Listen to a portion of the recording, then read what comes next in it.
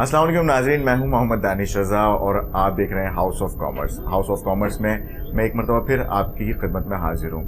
नाज़रीन, आज जिस सेक्टर पे हम बात करने जा रहे हैं वो है आईटी सेक्टर। आईटी सेक्टर का भी एक बहुत अहम रोल है इकॉनमी में, और आप जिस तरीके से जानते हैं कि पाकिस्तान में आईटी सेक्टर को फ़रोग देने की मज़ीद बहुत ज़्यादा ज़रूरत है और बेहतरी की भी बहुत ज़रूरत है। इस वक्त मेरे साथ मौजूद हैं एक बहुत मोतबर शख्सियत। मैं उनका तारुफ कराता चलूँ। वो काटी में अपनी खिदमत सर अंजाम दे रहे हैं। As a research and development के हवाले से चेयरमैन हैं। काटी से मुराद है मेरी Korangi association of trade and industries. आइए उनसे गुफ्तगू करते हैं और मैं उनका तारुफ आपको एक बार फिर कराता चलूँ। उनका नाम है सैयद वाजिद हुसैन साहब। सैयद वाजिद हुसैन साहब, अस्सलाम वालेकुम। आप आईटी सेक्टर को किस तरीके से देखते हैं और यूथ को किस तरीके से देखते हैं इस वक्त? Thank you for your channel, you visited there, और बहुत खुशी की बात है कि आपने बहुत सारे बड़े हलके को एक छोटे से कूजे में बंद करने की कोशिश करी है। लेकिन ये डिफरेंट सेक्टर है, डिफरेंट पैरामीटर्स हैं। जैसे कि पहले आपने बात करी यूथ की, फिर बात कर रहे हैं आप आईटी सेक्टर की, फिर आप बात करते हैं R&D की, ठीक है, फिर बात करते हैं इकोनॉमिक की। देखिए, ये 4 सेक्टर हैं और इन चारों सेक्टर का जो सोर्स है वो आपका यूथ है, ठीक है ना। यूथ को यूज़फुल बनाने के लिए, यूथ को एक इकोनॉमिक में एक हब, एक प्रमोशनल वर्क करने के लिए आपको उसकी R&D को डेवलप करना पड़ेगा। डेफिनेटली। उस R&D का एक छोटा सा पार्ट है आईटी। देखिए, आईटी इंफॉर्मेशन टेक्नोलॉजी की बात हमने शुरू की थी 2000 में। 2000 में आईटी शुरू हो गया था, आज से तकरीबन 23 साल पहले। जब 2000 में आईटी आया था, असल आईटी 2000 में नहीं आया था। ये वही लॉजिक है, बाइनरी लैंग्वेज है जो 01 से शुरू हुई थी। जब चार्ल्स बेबेज ने कंप्यूटर बनाया था, कंप्यूटर जिससे मशीन थी जिससे आप अपने मीडिया को हाई स्पीड करना चाह रहे थे, ठीक है। फिर सॉफ्टवेयर टेक्नोलॉजी का दौर आया, हार्डवेयर टेक्नोलॉजी उसमें डेवलपमेंट करती गई, और आईटी के नाम से 2000 में जब सॉफ्टवेयर ने इतनी तरक्की कर ली कि अब वो हमारे इकोनॉमिक, हमारे तमाम प्रमोशनल सेक्टर में, इवन हमारी प्रोडक्शन लाइन से लेकर मार्केटिंग सेक्टर तक, कम्युनिकेशन लेवल में उसका हिस्सा रहा। हमने उसको एक नाम दे दिया, उसको कह दिया आईटी, ठीक है, इंफॉर्मेशन। अच्छा, इस इंफॉर्मेशन टेक्नोलॉजी का हिस्सा वही बने आज जिनकी बात हम करते हैं। वो टीन एज जब थे, आज वो यंग एंटरप्रेन्योर हैं। डेफिनेटली। अब यंग एंटरप्रेन्योर को आईटी समझने में ज़्यादा आसान है बनिस्बत जो हमारे ओल्ड एज लोग हैं उनको कवर करने में ज़्यादा टाइम लगा। तो अब अच्छा, दूसरी बड़ी एक और अच्छी बात है, ये भी अल्लाह की देन है कि आपके पास जो यंग एज जनरेशन है पाकिस्तान में, अबाव 20-22 ईयर्स वाले, वो ज़्यादातर यंग बच्चे आपके यहाँ पास मौजूद हैं, लड़के, है ना। इसका भी फ़ख्र करना चाहिए, क्योंकि लोग तरसते हैं, लोगों के यहाँ तो बूढ़े होते हैं या औरतों की मकदार ज़्यादा होती है, लेकिन हमारे यहाँ यंग एंटरप्रेन्योर हैं। अच्छा, उनका इस्तेमाल कैसे करना है वो काम करती है R&D उसको, हाँ, रिसर्च। अच्छा, रिसर्च डेवलपमेंट कोई नया वर्ड नहीं है। This work from the Montessori class. जब बच्चा पैदा होता है, पेंसिल पकड़ना टीचर सिखाती है, वो R&D सीख रहा है। जब पेंसिल पकड़ता है फिर उसको काम करता है, और फिर धीरे धीरे वो आप यूनिवर्सिटी स्केल तक चले जाते हैं। अब यूनिवर्सिटी स्केल पे जो उसको बूम मिलता है, जो उसको जो प्रोजेक्ट्स डिज़ाइन किए जाते हैं, उसके लिए सब्जेक्ट डिज़ाइन किए जाते हैं, वो आपके इकोनॉमिक पे अफेक्ट करते हैं। किस लिहाज से इकोनॉमिक? अब आ जाए R&D। देखिए, पाकिस्तान में एजुकेशन सेक्टर की अगर हम बात करते हैं, primary, secondary, lower secondary, higher secondary, collegiate, और फिर हम चले आते हैं यूनिवर्सिटी स्टैंडर्ड। थोड़ा सा मैं यूनिवर्सिटी के साथ, मेरा बहुत लाइजन है काफ़ी यूनिवर्सिटीज़ के साथ, और अक्सर मैं ब्रेन स्टॉर्मिंग करता हूँ कॉलेज के लड़कों को और उनके FIP प्रोजेक्ट ऑन करता हूँ। देखिए, पाकिस्तान एक अंडर डेवलपमेंट कंट्री है और अंडर डेवलपमेंट कंट्री में सबसे बड़ा किरदार होता है SME सेक्टर का। बिल्कुल, SME रीढ़ की हड्डी कहलाती है। रीढ़ की हड्डी। बहुत सारे ममालिक जो आज डेवलप हो चुके हैं, इसमें मैं मिसाल दूंगा आपको, ज़्यादा दूर की मैं यूरोप की नहीं दूंगा, अपने करीबी हल्के उस रीजन की दूंगा जिसमें जापान है, जिसमें ताइवान है, जिसमें थाईलैंड है, जिसमें चाइना है। मौजूदा दौर में तो चाइना सुपरसीड कर रहा है इस वक्त सबको। सर, उन्होंने, मैं होल चाइना विजिटेड देयर ना, उनका सारा इंडस्ट्रियल सेक्टर मेरा देखा हुआ है और कोई 1700 से 2000 मेरे पास सारे फ्रेंड्स हैं। मैं अक्सर उनके सारे मैन्युफैक्चरिंग जोन विजिट कर चुका हूँ ना। सर, इवन अगर देखा जाए तो 1971 में चाइना यहाँ आके विजिट किया करता था और देखता था कि मैन्युफैक्चरिंग किस तरीके से हो रही है, और आज हम चाइना को देख रहे हैं कि वो किस तरीके से डेवलप हो चुका है। उनके यहाँ ना एजुकेशन, आप ना किसी एक चीज़ की ना आपको कुछ करने की ज़रूरत नहीं है। आप ना अपने यहाँ कोई रिसर्चर बिठाएं, ना थिंक टैंक बिठाएं, आप किसी से कोई चीज़ सिर्फ लिफ्ट कर लें कि वो क्या डेवलपमेंट कर रही है। देखें, जापान ने सबसे ज़्यादा काम करा था एक्वाकल्चर के ऊपर। एक्वाकल्चर जोन पे काम किया था। एक्वाकल्चर जोन कहलाता है समंदर से मछलियाँ पकड़ना। बिल्कुल। और आज वो एस्ट्रोनाइट को क्रॉस कर रहा है और उसने एस्ट्रोनाइट को भी खींच के अपनी जगह से मैदान में ले आया है। ये तारीख का सबसे बड़ी इन्वेंशन है। वो रोबोटिक टेक्नोलॉजी पे चला गया है। मछली पकड़ने वाले से लेकर आज वो एक्वाकल्चर से रोबोटिक टेक्नोलॉजी पे चला गया है। वो हो गया एक मछुआरा। मुझे याद पड़ता है जब मैं 7वीं 8वीं क्लास में था, ये छोटी अर्ली क्लासेस में था, मैं पढ़ता था आज का जापान। आज का जापान जो आता था ना, उसमें वो तस्वीरें आज भी हैं। उनके यहाँ बच्चों को, उनके यहाँ एजुकेशन जब की जाती थी ना, तो उनके यहाँ R&D होती थी, रिसर्च एंड डेवलपमेंट होता था, अर्ली एजुकेशन। हमारे यहाँ तो बच्चे यूनिवर्सिटी में आके सीखते हैं कि R&D क्या होती है, वो भी प्रोजेक्ट से सीखते हैं, FIP के प्रोजेक्ट से। देखें, कुछ कमी है जिन्हें आपको पूरा करना है। आप मुकम्मल, मैं अभी तरबियत की बात कर रहा हूँ। कुछ चीज़ों को अभी पूरा करना है, कुछ चीज़ों को लिफ्ट करना है, उन सबको अमलगमेट करके अपने लिए डिप्लॉय करना है। तो सर, क्या इसका मकसद मैं ये समझूं कि आप कह रहे हैं कि हमारा जो एजुकेशन सेक्टर है वो सही से काम नहीं कर रहा, वो उस तरह परफॉर्म नहीं कर रहा है जिस तरह उसे परफॉर्म करना चाहिए? क्या वो एजुकेट कर रहा है? As a part of educator, मैं भी एजुकेटर हूँ, 40 साल से पढ़ा रहा हूँ, लेकिन हमने वो हक अदा नहीं किया। ठीक है ना, हमने सिर्फ पढ़ाया है, हमने सिर्फ पढ़ाया है, वो आपका सिलेबस का हिस्सा था। आज भी आपके standard parameter of secondary education के वही हैं जो 20 साल या 25 साल पुराने थे।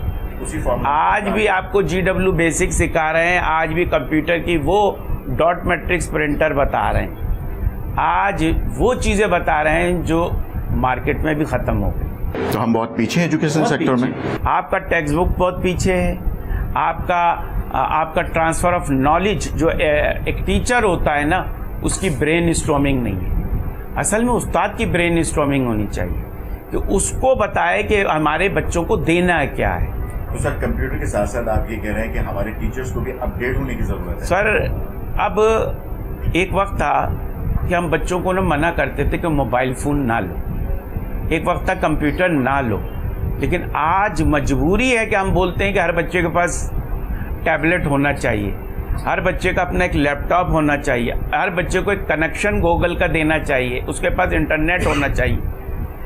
वो हम जो उसको वर्ड सिखाते थे ना, एक वर्ड बायोलॉजी का कोई ऑर्गन का लफ्ज़ सिखा देते, आप उसको एसोफेगस के बारे में, आप उसको स्टोमिक एरेशन सिस्टम या कोई आप उसको ब्रेन सिस्टम या उसको रिस्पायरेटरी सिस्टम बताते थे, वो बेचारी काली पेंसिल काली लाइनों से तस्वीर बनाता था।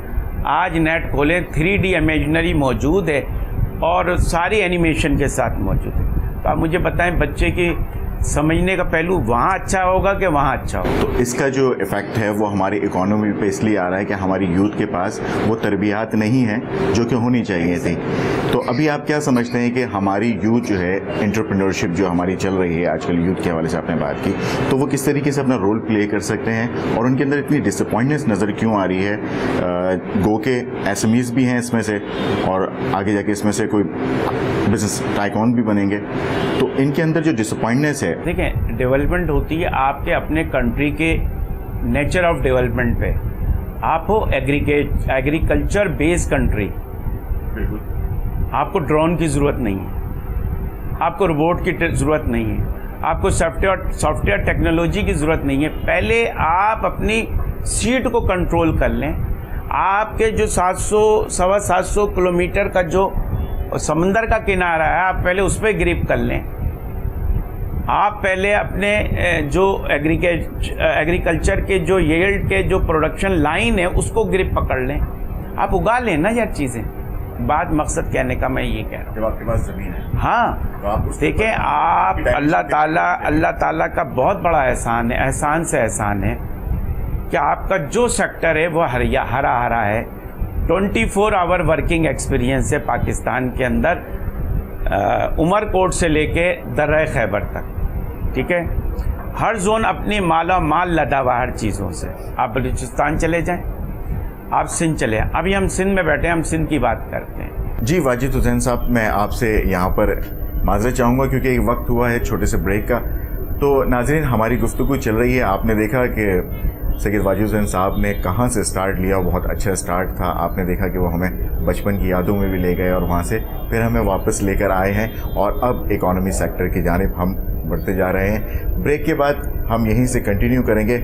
आपने जाना कहीं नहीं है, रहना है हमारे साथ और आपके लिए बहुत सारी इन्फॉर्मेटिव गुफ्तगू बाकी हैं। Stay with us.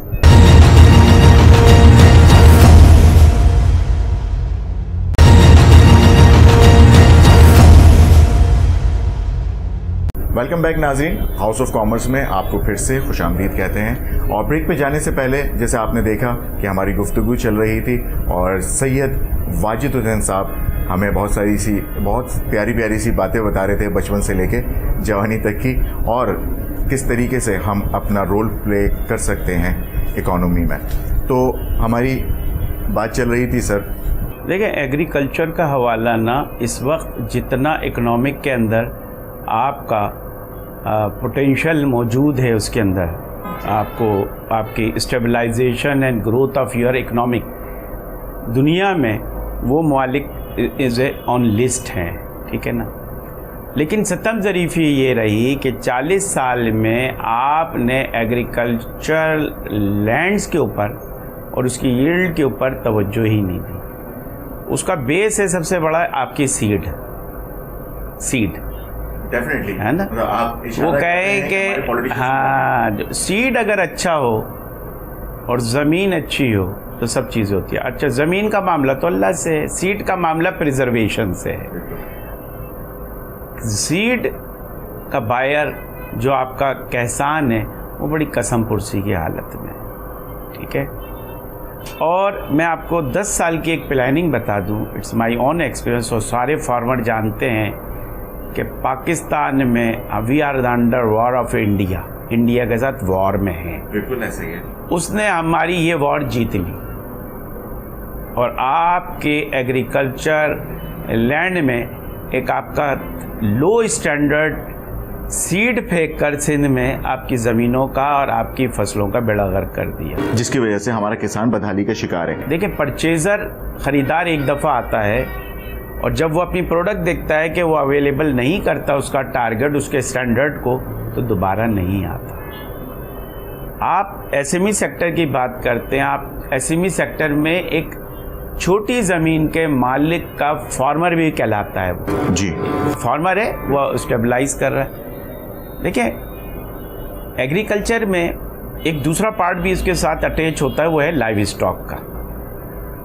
Live stock में आपके पोल्ट्री फार्मिंग से लेकर आपके लाइव स्टॉक पे goat farming, cow farming, milk farming, फिर उससे चीज़, फिर उसकी रॉ प्रोडक्ट, मल्टीपल आईटी। बिल्कुल ऐसा ही है। किसी ने भी तरक्की नहीं करी, किसी को भी वो R&D नहीं मिली, ना उसको सपोर्ट मिली गवर्नमेंट की तरफ से। तो आप क्या समझते हैं किसकी जिम्मेदारी थी? अब आज देखें जिम्मेदारी, देखें बात ये होती है कि गलत तरीके से गलत फंड करना, पैसा दिया है, ये नहीं कहते हम कि पैसा नहीं दिया। सिंध गवर्नमेंट ने भी बड़े बजट सैंक्शन करे और गवर्नमेंट ने बांटे हैं पैसे, लेकिन वो गलत हाथों में गए। जिन्होंने, जो असल उनके हकदार हैं, जिन्हें यूटिलाइजेशन करनी थी, जिनको एडवाइजरी देनी थी, उसमें बहुत सारे आपके मल्टीपल डिपार्टमेंट आ जाते हैं। हर सेक्टर में खुले हुए, ऐसा नहीं है कि नहीं खुले हुए, सब खुले हुए, लेकिन वो उनको उस तरह ग्रोथ नहीं कर पाया। मैं आपको एक बड़ी मिसाल, आप सक्कर से होकर आए, सबसे कीमती तरीन चीज़ अगर है हाई कैलोरीज वाली, देखें इंसान को 2200 कैलोरीज मिल जाए ना, वो जिंदा रहेगा, और 2 खजूरें उसमें किरदार है, ये हदीस है हुजूर साहब। आपकी खजूर, आपकी डेट्स छुआरा बनाकर इंडिया चली जाती है। आप कीमती तरीन चीज़ को कीमती नहीं बनाते। फबअय्याला रब्बिकुमा तुकज़्ज़िबान, अल्लाह की किन किन नेमतों को झुटलाओगे। आपने अपनी नेमतों को झुटलाया। आप खजूर को, डेट्स को, जो खजूर है उसको आप छुआरा बना देते हैं पानी में उबाल के और सुखाकर। तो छुआरा ज़्यादा महंगा है कि खजूर ज़्यादा महंगी? खजूर ज़्यादा महंगी। लेकिन खजूर को खजूर बनाने के लिए प्रिजर्वेशन, प्रोसेसिंग टाइम, उसके एक अपने पैरामीटर्स ऑफ वर्किंग होती है, तब जाके वो शक्ल इख्तियार करती है। आपने कीमती तरीन चीज़ को वज़ बना दिया। मैं एक सिर्फ डेट्स की मिसाल नहीं, आपके पास टमाटो, आपके पास बनाना, आपके पास शुगर केन, सिंध की पैदावार की बात कर रहा हूँ मैं। अभी पंजाब पे नहीं गया हूँ। आई नो हाउ टू खड्डन और उमरकोट से लेके वहाँ आपके पहाड़ों तक क्या उगता है, मुझे पता है। I am the first manufacturer of seed germinator in Pakistan. मैंने सीड जर्मिनेटर सिंध को दिए, 100 सीड जर्मिनेटर मुझे ऑर्डर मिला वर्ल्ड बैंक की तरफ से, लो कॉस्ट की तरफ से। जो 34 लाख की मशीन थी, मैंने 6 लाख महीने दी सिंध को। 100 मशीन का ऑर्डर आया, 15 मशीनें ली गई, सारे पैसे बेनज़ीर सपोर्ट स्कीम में चले गए। तो क्या मुफ्ते में, भीख में दिए हुई चीज़ों से डेवलपमेंट हो सकती है? एसएमई कामयाब हो सकती है?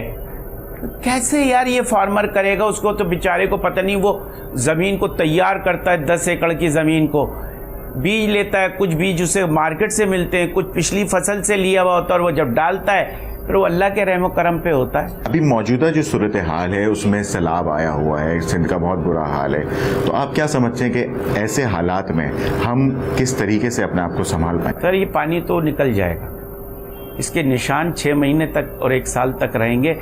अभी टंडो मोहम्मद खान में ह्यूमिडिटी लेवल 80% चल रहा है। ठीक। सेंटर टंडो इलाया, टंडो मोहम्मद, सक्खर और जगह आपके रखे हुए हैं सीड, आपकी गंदुम का सीड, फला का, सारी जहाँ की सीड, वो सब एट सेल्फ ग्रोइंग हो जाएंगे। और जब वो ज़मीन में पहले जाने से पहले ग्रो हो जाएं तो ख़त्म हो गए। अगली फसल के लिए आपके पास सीड नहीं है। ऐसे हालात में आप क्या समझते हैं कि क्या सलूशन होगा? क्योंकि अगर हमारी आम आदमी से पूछे ना तो वो मैं फिर एक जुमला कहूँगा, फबअय्याला रब्बिकुमा। अल्लाह की शान थी कि उसने आपको मीठा पानी दिया जिसके लिए थर वाले रोते थे। तो यार एक मामूली आदमी से पूछो तो वो तो बोलेगा भाई 1-2 दीवारें बना लेते, पानी रोक लेते। उर्फ़ आम में मुझ जैसा आदमी कहता है कि डैम बना लेते। तो वे बातें सब चीख रहे हैं। अब नक्कार खाने में तूती की आवाज़ वाली बात होगी क्या? पता नहीं था, सब पता है, सब पता है। ये तो हम रिवाइव कर रहे हैं बात को, अपनी बात को, असल में सब पता है, लेकिन नहीं करना। और अभी तो आपके पास, तनी मेरी बात को क्रिटिसाइज हो, अभी तो आपके पास बड़ा फंड आ गया है, कॉन्ट्रैक्टर खुश हो रहा है, ठेकेदार खुश हो रहे हैं, रोडें बनानी है, नदी बनानी है, एक और नया सिलसिला शुरू हो जाएगा। क्योंकि सिंध के बाद अगर हम कराची की भी हालत देखें तो कराची भी बहुत ज्यादा बोसीदा हाल हो गया इन बारिशों में। आप इक्विवेलेंट कर लें। एज ए बिजनेसमैन आप क्या देखते हैं? हमने तो शुरू से अब तक कभी खुशियों के दिन ही नहीं देखे। मैंने तो सुना है कि चले आपके कमोपेश 25 साल आप इस इंडस्ट्री से वाबस्ता रहे हैं, तो इन 25 सालों में आपने खुशी के फ्लक्चुएशंस आती हैं, अप एंड डाउन्स आते हैं, खुशियां नहीं आती हैं। हम लोगों को एक छोटी सी किरण नजर आती है ना तो हम लोग बोलते हैं वाह वाह वाह वाह वाह वाह। मुशर्रफ साहब के दौर में थोड़ा सा हुआ, वाह वाह वाह वाह वाह वाह वाह। इमरान खान के दौर में हुआ तो वाह वाह वाह वाह। लेकिन उसे वो नहीं कहते कंपैरेटिव। अगर हम कहें कि जितनी मैं मेहनत करता हूँ, मेरे वाला चाइना में जो मेहनत करता है वो बिलियनर्स हो गया है, वो अच्छा बिजनेस कर रहा है, ठीक है ना। यहाँ वाले भी लोग मेहनत कर रहे हैं, मेहनत नहीं, लेकिन उनको उस तरह का लेवल ऑफ स्टैंडर्ड नहीं मिलता। सर जबकि यहाँ तो बहुत बड़ा एक रेशियो है फाइलर और नॉन फाइलर का, यहाँ तो टैक्स चोरी ज्यादा है सर। लोगों में ना ये जो टैक्स है ना, ये यहाँ से ग्रोथ करना पड़ेगी आपको। वही आपकी बात, तरबियत यहाँ भी तरबियत शामिल हो गई। इनको पता है कि आपका दिया हुआ पैसा ये खा जाएंगे, रोड्स पे नहीं लगाएंगे, आपको फैसिलिटी, फिर ये कहाँ से टैक्स देगा? ये वजह है सबसे ज्यादा। इसीलिए यहाँ डायरेक्ट टैक्स का तस्वुर है इस मुल्क में। जो चीज़ खरीदोगे उस पर टैक्स दोगे। माचिस की डिबिया खरीदोगे तो टैक्स दोगे, सिगरेट खरीदोगे तो टैक्स दोगे, पेट्रोल खरीदोगे तो टैक्स दोगे। लोगों में मेंटलिटी नहीं है देने की, इसलिए आपके सारे मामलात पे, बिजली पे, सब पे डायरेक्ट टैक्स का तस्वुर है। देखिए बिल्कुल हम अलग बात से निकल जाएंगे इकोनॉमिक जोन में। ये बैड इफेक्ट है, इज अ बैड इकोनॉमिक का। लोगों की मेंटलिटी, क्या ये वो लोग नहीं है जो अपनी सारे पॉकेट्स मनियाँ खर्च कर देते हैं? इनके अंदर बहुत पोटेंशियल मौजूद है इस कौम में, लेकिन इस कौम का धीरे धीरे धीरे धीरे ये पोटेंशियल ख़राब कर रहा है ये पॉलिटिक्स सेक्टर आपका। मैं नाम नहीं लूँगा अभी आपका, ये पूरा सराउंडिंग एक पॉलिटिक्स सेक्टर है। इस वक्त सबसे बड़ी इंपॉर्टेंस ये है कि आप इस वक्त, मैंने जो आपसे पहले ही कहा था कि मैं पॉलिटिक्स की बात नहीं करूँगा, मैं तो सिर्फ ये बात करूँगा इस वक्त पूरा पाकिस्तान डूबा हुआ है। सवात में कल से बारिश हो रही है, सवात में अभी तक बारिश हो रही है। सिंध का पता आपने देख कर आए हो, आप देख कर आप तो क्लाइमेट चेंजिंग की वजह से भी है। क्लाइमेट और मुल्कों में भी आया है। सुबह से मेरी चाइना में बात हो रही है, उनका कंटिन्यू बिजनेस, उसने सब मैंने बताया, उसने खबर देखी तो उसने कहा 30 लाख लोग बेघर हो गए। वो बता रही है मुझे। अब या तो आप भीख मांगने के चक्कर में चीख रहे हो मीडिया में और आपको नजर नहीं आ रहा, और इसमें कोई शक नहीं है ये खराबी हुई है और हो रही है और होती है। क्या इससे पहले नहीं हुई है? हमने तो देखा उस जमाने में, आज से 10 साल पहले हमने देखा ना कि लोग टंडो इलाया, टंडो मोहम्मद खान में रोडों पे थे। तब भी हमें पता है, तब इंडिया ने मीठा पानी छोड़ दिया तो उस जमाने में हम रिसर्च कर रहे थे आर्टिमिया और आर्टिमिया सिस्ट पर, मुशर्रफ साहब के दौर में। You know very well, ministry of science की टेक्नोलॉजी, उसका पूरा प्रोजेक्ट मैंने डिज़ाइन करके दिया था और अल्हम्दुलिल्लाह हम PCSR के साथ काम कर रहे थे। तो बात ये नहीं है, पानी जब भी था, पानी अब भी है। अब तो आपको मीडिया इतना आ गया है कि आप लोगों की मेहरबानी से गली के नुक्कड़ पे भी दीवार गिरती है तो आ जाती है। तो सर इस वक्त आप इन मौजूदा हालात में, इस सिनेरियो में आप क्या देखते हैं, IT सेक्टर कहाँ एक्सिस्ट करता है? देखिए अभी IT सेक्टर का ना बूम है, इसको काम करना चाहिए, लेकिन एक हद लेवल पर है। देखिए सारी दुनिया के लोग, अगर आप डॉक्टर अपने मुल्क के बच्चों को डॉक्टर बना देंगे ना तो कहेंगे मरीज कौन बनेगा, है ना। मैं अब डॉक्टर बन गया तो है ना। हाँ, हमारे यहाँ उल्टी ये चाल है, एक दफ़ा भेड़ चाल चलती है सब उस तरफ चलते हैं। हमारे यहाँ यही चीज़ों को डिस्ट्रीब्यूशन नहीं किया था। देखिए मैं बच्चों को बताता हूँ कि आपने क्या सब्जेक्ट लेना है, इंजीनियरिंग में क्या लेना है, आपने IT सेक्टर को लेना है, आपने टेलीकम्युनिकेशन को लेना है, आपने केमिकल लेना है, आपने रिसर्च को लेना है, ये सब हम बताते हैं। आपने डॉक्टर बनना है। देखिए आपके जो क्रीम, अगर 10 लाख बच्चे निकल रहे हैं, आप 9 लाख को ना कहें कि आप IT पे जाओ, आप उसके सेक्टर बनाओ, उन सेक्टरों में उनको बांटो, और जो आपकी इंडस्ट्री को ज़रूरत है उस हिसाब से बच्चे डिज़ाइन कर। सर, तो इस वक्त जो यूथ को सबसे बड़ी प्रॉब्लम फेस करनी है, यूथ को प्रॉब्लम नहीं है, देखिए यूथ को कोई प्रॉब्लम नहीं है, प्रॉब्लम है इंडस्ट्री को। मैं अभी बात करता हूँ भैया, इंडस्ट्री को प्रॉब्लम है। यूथ जो उनके प्रोमोटर हैं, यानी कि आप कहो कि वो थिंक टैंक है, जो टीचर हैं, प्रोफेसर हैं, वो यूथ को बताएं कि इस इंडस्ट्री को ये चीज़ की ज़रूरत है, आप ये रिसर्च करो। जो इंडस्ट्रियलिस्ट है वो रिसर्चर नहीं है, वो बड़ी मुश्किलों में प्रोडक्शन कर रहा है। मैं आपको क्या क्या पैरामीटर्स बताऊं आपको कि आपके पास क्या चीज़ नहीं है जो होनी चाहिए, वो अगर हो तो इंडस्ट्री वाला तो लगे बदे ले लेगा। अच्छा, हमारे यहाँ जो बच्चों को ब्रेन स्टॉर्मिंग की जाती है, तुम रोबोट बना लो, तुम वो चीज़ें देखते हैं जो बाजार में ऑलरेडी मिल रही है। अभी पिछले दिनों एनईडी यूनिवर्सिटी में ये कहा गया, मैं बच्चों के FYP की बात करता हूँ, कहा गया कि इलेक्ट्रिक कार, ओ भाई दराज से 1,25,000 में इलेक्ट्रिक कार की ऑटोमेशन मंगवा लो, खुद बना लो। ये ऑटोमेशन नहीं हुई। आपने यहाँ जो सुजुकी मोटर, यहाँ जो टोयोटा इंडस बन रही है, उन बच्चों को मैंने बोला कि आप उनके सेंसर बनाओ। मैं जाके ब्रांड न्यू गाड़ी खरीदता हूँ, उसमें कोई सेंसर ही नहीं होते, कीमत 35-35, 40-40 लाख की है, कोई उसमें ऑटोमेशन है ही नहीं, कोई उसके अंदर कोई ऐसे गेजेस नहीं है जो उसके टॉर्क को, उसके प्रेशर को, उसके सेंसिटिविटी को सेंस करके मुझे बताएं। ये कॉमन सी चीज़ें, बच्चों को वो प्रमोट करो और वो जाके आपकी इंडस्ट्री को दें। तो सुजुकी मोटर तो फौरन से ले लेगा, टोयोटा इंडस फौरन से ले लेगा। बिल्कुल ऐसे ही। और वही गाड़ियां आप पुरानी बाहर फेंकी हुई गाड़ियां जापान की, वो धुली धुलाई गाड़ियां, वो आप लोग बड़े शान से खरीद लेते हैं सिर्फ सेंसर की वजह से। सैयद वाजिद हुसैन साहब हमारे साथ मौजूद थे और उन्होंने बड़ी इन्फॉर्मेटिव गुफ्तगू की हमारे साथ, और आप लोगों ने उनकी बातों से काफ़ी कुछ सीखा होगा और मज़ीद गुफ्तगू जारी रहेगी। अभी वक्त हुआ है छोटे से ब्रेक का। ब्रेक के बाद हम अपने एक और गेस्ट से आपको मिलवाएंगे, उनसे कुछ गुफ्तगू करेंगे, इकॉनमी पे बात करेंगे और उनकी एक्सपर्टीज़ आपके साथ शेयर करेंगे। तब तक के लिए रहिएगा हमारे साथ।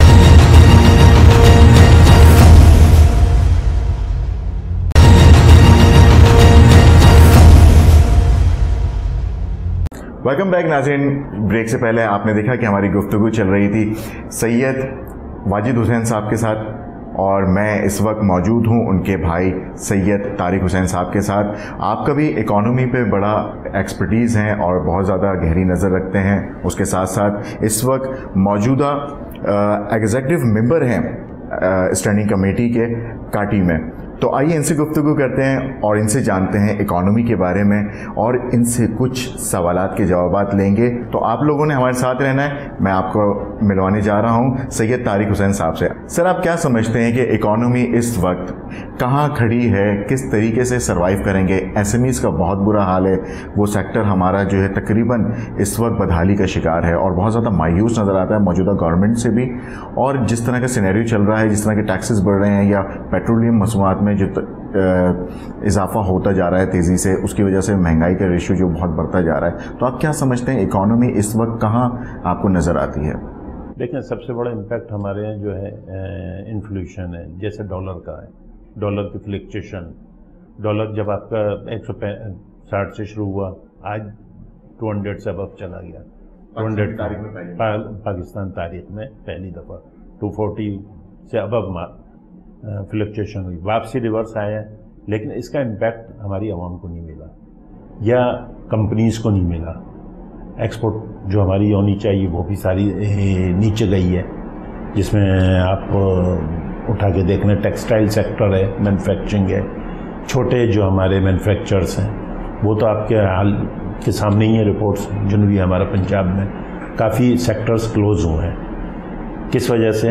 ये तमाम चीज़ों की वजह, जिसमें ऑयल का फैक्टर है सबसे बड़ा, पेट्रोलियम, इलेक्ट्रिक, एनर्जी क्राइसिस है, जिसमें सबसे बड़ा एनर्जी का क्राइसिस है।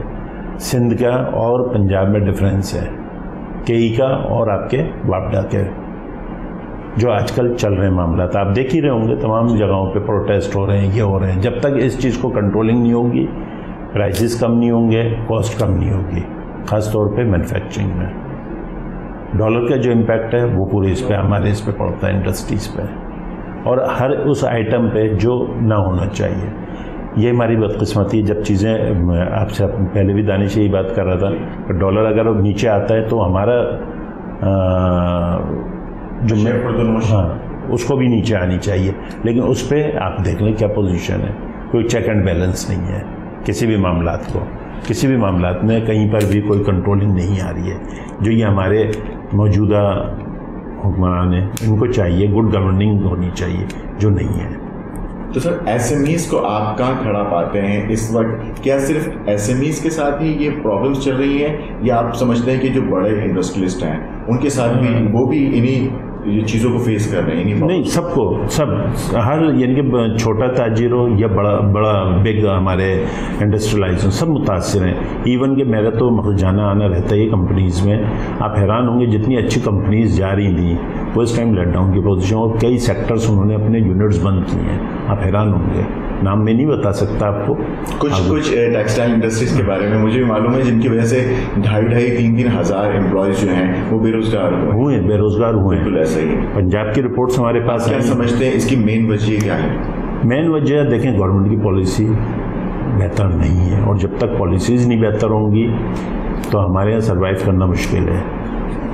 पिछले मेरा जो तजिया है, 22-24 साल हो गया एक्सपीरियंस फील्ड में, इसमें इंडस्ट्रीज़ में, सबसे बड़ा अलमिया ये रहा, हम जो है, जो हमारी ग्रोथ है, कभी हम 17 से 18 अरब से बाहर नहीं निकल सके जो होनी चाहिए।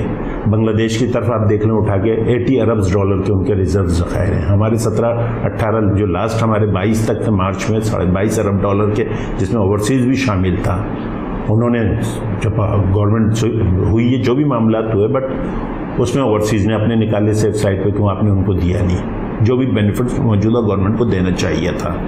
इसके अलावा जो मामला हुए, आप डायरेक्टली मार्केट हमारी पूरी क्लैप्स कर गई, पाकिस्तान क्रैश कर गई, और 9 अरब के ऊपर हम चले गए। आज जो है बमुश्किल 11.5 या 12 अरब के ज़खायर हैं, जो अब हमारे दूसरे, हम वर्ल्ड बैंक और IMF की तरफ जा गए, जो हुकूमतें गई हैं।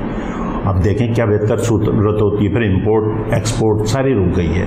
एक्सपोर्ट में भी सारे मामला जो ख़राब हुए हैं वो टेक्सटाइल सेक्टर से, अदर से, और सबसे बड़ा बदकिस्मती ये हो रही है, छोटे जो SME सेक्टर की आप बात कर रहे हैं दानिश, ये सबसे ज़्यादा मुतासिर कौन है। इसकी वजह यही है कि आपके इलेक्ट्रिक के मामला, गैस के मामला, और ये जो टैक्सीज़ हैं, टैक्सीज़ की वजह से बहुत मुतासिर कौन हो गए, बहुत मुतासिर हैं। और इसका इम्पैक्ट ये हो रहा है कि बड़े इंडस्ट्रीज़ हों या छोटे ताजिर हों या SME सेक्टर्स हो, ये अपने क्लोज कर रहे हो, और अनएम्प्लॉयमेंट बढ़ती चली जा रही है। मेरे पास रोज़ाना एप्लीकेशन आ रही हैं कि जनाब आप फॉरवर्ड कर दें, ये कर दें, तो हम खुद परेशान हैं, यार क्या होगा आगे हमें कुछ समझ में नहीं आ रहा। तो पाकिस्तान का मुस्तकबिल आपको अभी फ़िलहाल नज़र नहीं? हाँ, स्टिल हुआ। इंडस्ट्रियलिस्ट अपना क्या कलीदी किरदार अदा कर सकते हैं इन मामलों में? देखें, हमारे यहाँ तो हम माशाल्लाह कोरंगी ट्रेड एसोसिएशन के हमारे सबसे बड़े ऐसे मुनीर भाईजान हैं, ज़ुबैर भाई हैं, और इस प्लेटफॉर्म से हमारी काटी जितनी है, मतलब यहाँ आते हैं मेहमान गिरामी आते हैं, हुकूमत के नुमाइंदे आते हैं, वो हमें बाकायदा बड़ी तसल्लियाँ दे के जाते हैं कि जनाब मामला सारे सेटल हो जाएंगे, हम ये करेंगे।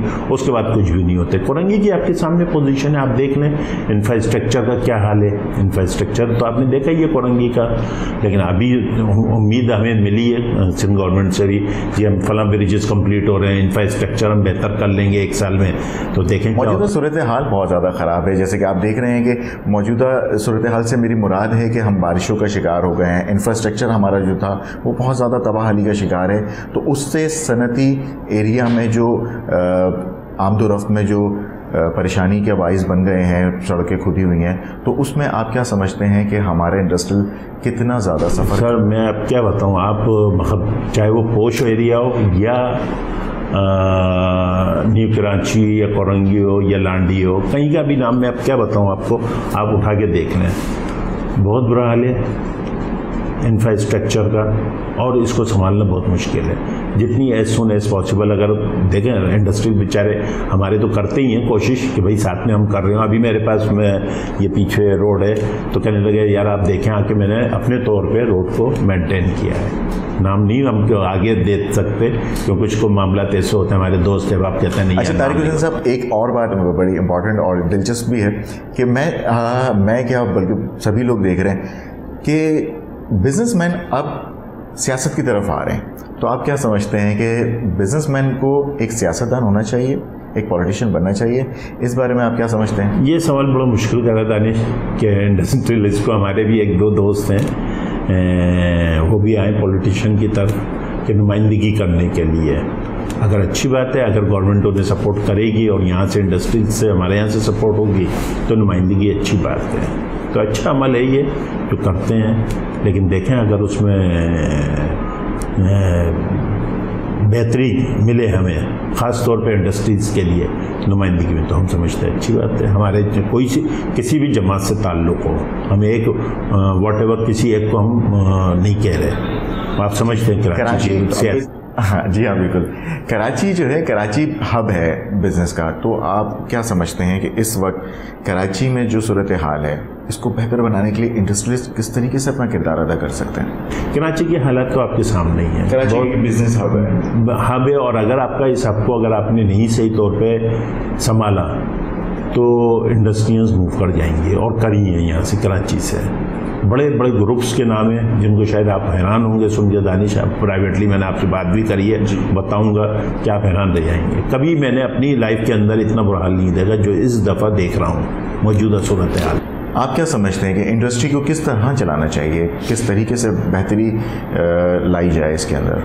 देखें मैं बताऊं, सबसे बड़ा अच्छा, मैं किसी हम पॉलिटिशियन से है नहीं, ताल्लुक़ नहीं है, लेकिन जो लास्ट टाइम जो वर्किंग हुई है इतनी ज़बरदस्त ग्रोथ थी कि आपके छोटे इंडस्ट्रीज़ को, एसएमईज़ को ग्रो किया गया है। देखें फॉर एग्जांपल टेक्सटाइल का कोई बड़ा ग्रुप है, उसको एक जिप भी और एक बटन भी चाहिए होता है जो एसएमई सेक्टर बनाता है, क्योंकि बड़ा मैन्युफैक्चरर्स नहीं बनाता है एक चीज़ से, वो अपने क्लॉथ से वाबस्ता है, अपनी फैब्रिक से, तो उसको जो अगर गारमेंट्स की रिक्वायरमेंट होती है छोटे एसएमईज से मांगता है। और एसएमईज की सेक्टर्स को अगर आप टैक्सेस, सबसे बड़ा एनर्जी सेक्टर का मामला है कराची में, क्राइसिस है, गैस का मामला आते हैं, फिर इंफ्रास्ट्रक्चर नहीं है। जब तक वो इस चीज़ को आप तीनों चीज़ें आप प्रोवाइड कर दें, सक्सेसफुल बनेगा, हमारा सेक्टर कामयाब होगा। चाहे कहीं ना कहीं आपका इशारा है कि इसकी जो मेन वजह मुझे नज़र आ रही है वो है कि हमारी जो सियासी सरगर्मियाँ हैं, हाँ, सेंसियरिटी नहीं, सेंसियर नहीं है। देखिए मैं बताऊँ, वो काम नहीं कर रहे, सेंसियर कोई भी नहीं है। बीइंग द मुस्लिम, अगर मैं बोलूँ अपनी बात करता हूँ, अगर मैं सेंसियर हूँ तो हमें हर पाकिस्तानी को सेंसियर होना पड़ेगा अपने मुल्क से, अपने शहर से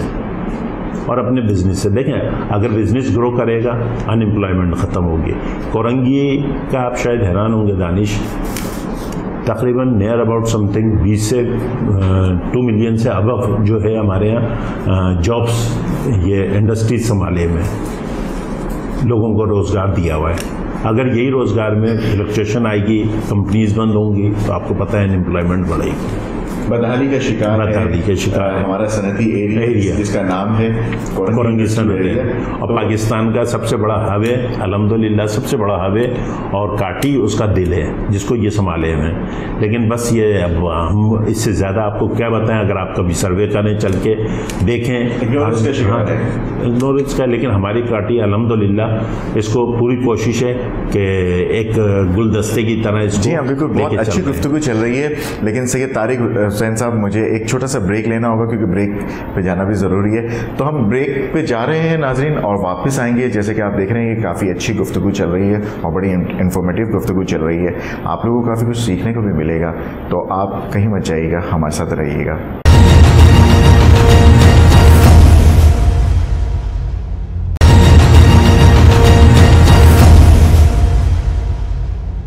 वेलकम बैक नाज़रीन, मैं हूं मोहम्मद दानिश रज़ा और आप देख रहे हैं हाउस ऑफ कॉमर्स। मेरे साथ मौजूद हैं सैयद तारिक हुसैन साहब, और तारिक हुसैन साहब से हमारी बहुत अच्छी गुफ्तगू चल रही थी, आप लोगों के लिए बड़ी इन्फॉर्मेटिव गुफ्तगू चल रही थी। आइए फिर उनसे जो हमारा ताल्लुक़ था गुफ्तगू का, जो कि टूट गया था एक ब्रेक की वजह से, वापस उसे जोड़ते हैं। तारिक हुसैन साहब, मुझे ये बताइए कि इस वक्त डिसएम्प्लॉयमेंट बहुत ज़्यादा है, तो आप क्या समझते हैं कि आप लोगों को ऐसा कौन सा फार्मूला अपनाना पड़ेगा जिसकी वजह से आप जॉब क्रिएशंस कर सकें? देखिए, सबसे पहले अगर इंडस्ट्री सर्वाइव करेंगी तो आप सबसे बड़ा मेजर इशू है टैक्सेस का। जो टैक्सेस गवर्नमेंट लगाती है इसको कम किए जाएँ। किसी भी किस्म के जो हमारे पर टैक्सेस लगे हुए हैं वो कम किए जाएँ। प्लस कंपनीज़ को जो सेक्टर्स हैं, इंडस्ट्रियल सेक्टर्स, उनको आप एनर्जी प्रोवाइड करें, जिसमें सबसे बड़ा इशू है गैस का, जिसका लिए हमें प्रॉब्लम्स क्रिएट हो रही है जनरेशन के लिए। और इलेक्ट्रिक का मेजर इशू ये है, गैस, इलेक्ट्रिक और टैक्सेस, ये 3 मेजर इश्यूज़ पे अगर फोकस कर दिया जाए गवर्नमेंट और फैसिलिटेट किया जाए तो मैं समझता हूँ कंपनीज ग्रो करेंगी और अनएम्प्लॉयमेंट उसी सूरत में कम होगी। जब कंपनियां सफ़र करेंगी तो लाजमी आपको पता ही है प्रोडक्शन निकलेगी, एम्प्लॉयमेंट की जगहें निकलेंगी और मज़ीद इंडस्ट्रियाँ लगेंगी, चाहे वो किसी भी सेक्टर के हों, कराची में हो, कराची से बाहर हो, पाकिस्तान के किसी भी प्रोविंसेस में हो।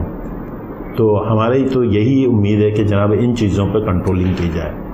और डॉलर की जहाँ तक बात है वो आपके सामने ये पूरे मुल्क की सूरत हाल कि जनाब इसको होना चाहिए कंट्रोलिंग, जो स्टेट बैंक ने करनी चाहिए। डॉलर जब ऊपर जाता है तो तमाम अशिया खुर्दनोश में भी कीमतों में इजाफा हो जाता है, लेकिन जब वापस आता है, जब कीमतें नीचे आती हैं तो फिर वो सारी चीज़ें जो है जिस पे कीमतें बढ़ी होती हैं उस पे कमी वाकई नहीं होती। आखिर इसकी क्या वजूहात हैं?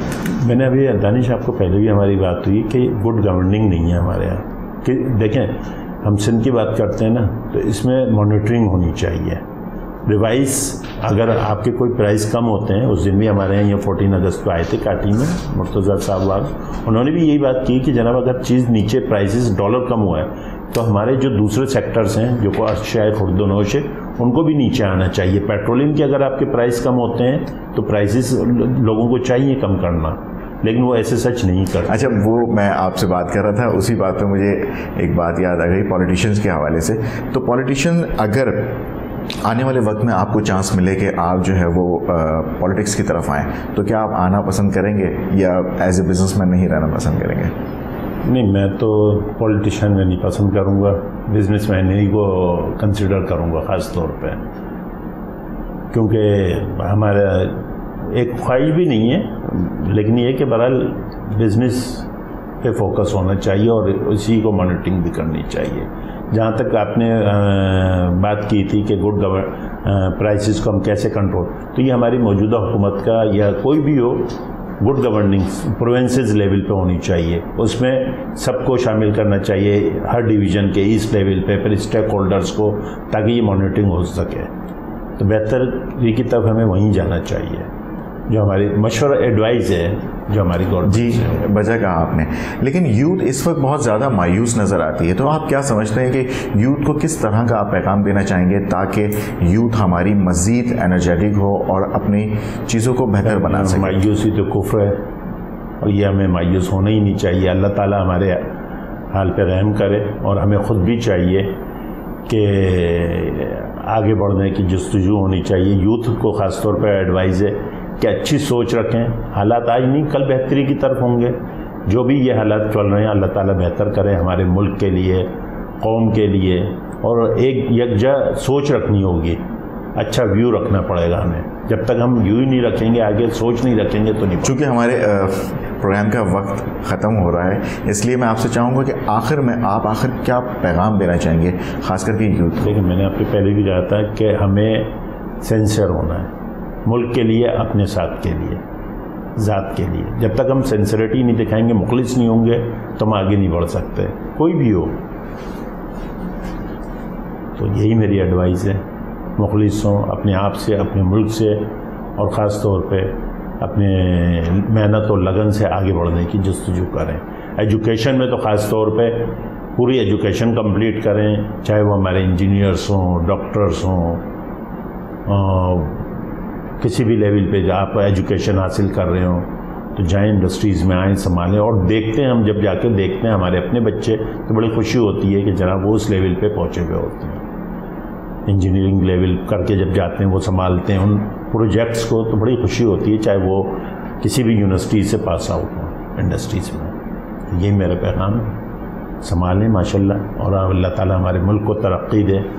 और आज भी दुआई करते हैं हर नमाज़ों में, उसमें कि अल्लाह ताला हमारे मुल्क को महफूज रखे, दुश्मन की आंखों से महफूज रखे, अफवाज पाकिस्तान को भी सलामत रखे और हिम्मत और ताकत दे, जो हमारे लाइन एंड ऑर्डर्स के सिचुएशन है उसको संभाले में मुल्क को, चाहे वो किसी भी सरहदों की हिफाजत हो, मुल्क के हालात में जैसे भी हमारी आपकी हो रही थी, सैलाब की पोजीशन है जो आपके सामने है, पूरे मुल्क की बदहाली हुई है और लगे हुए लोगों की खिदमत के लिए, चाहे वो किसी भी सूबे से हो, और पहुँचा रहे हैं लोगों को, इमदाद भी पहुँचा रहे हैं। ये हमारी बड़ी दिली है कि अल्लाह ताला हिम्मत और ताकत अता करे हमारे मुल्क के लोगों को। सब बहुत शुक्रिया तारिक हुसैन साहब आपका वक्त देने के लिए। जिन नाज़रीन मेरे साथ मौजूद थे अभी तारिक हुसैन साहब, और इससे पहले जो आपने पहला पार्ट देखा उसके अंदर मौजूद थे सैयद वाजिद हुसैन साहब हमारे साथ मौजूद थे। उनसे भी हमारी बड़ी गुफ्तगू रही इकॉनमी के हवाले से, गो के वो हमें पहले बचपन में ले गए, एजुकेशन सेक्टर से उन्होंने बात करना शुरू करी और आहिस्ता आहिस्ता काफ़ी सारी उन्होंने इंफॉर्मेशन टेक्नोलॉजी के हवाले से बात करी, इन्होंने इकोनॉमी के हवाले से बात करी, इंफ्रास्ट्रक्चर के बारे से बात करी, हवाले से बात करी। तो हम काफ़ी सारी चीज़ें हैं जिसकी कमी हम देख रहे हैं, लेकिन इंशाअल्लाह ताला हमें पूरी उम्मीद है कि हमारा पाकिस्तान आगे जाएगा, आगे बढ़ेगा। इसी के साथ अपने मेज़बान मोहम्मद दानिश रज़ा को दीजिए इजाज़त। अपना बहुत ज़्यादा ख्याल रखिएगा और पाकिस्तान को अपनी दुआओं में ज़रूर याद रखिएगा। पाकिस्तान जिंदाबाद। अल्लाह ने के बाद।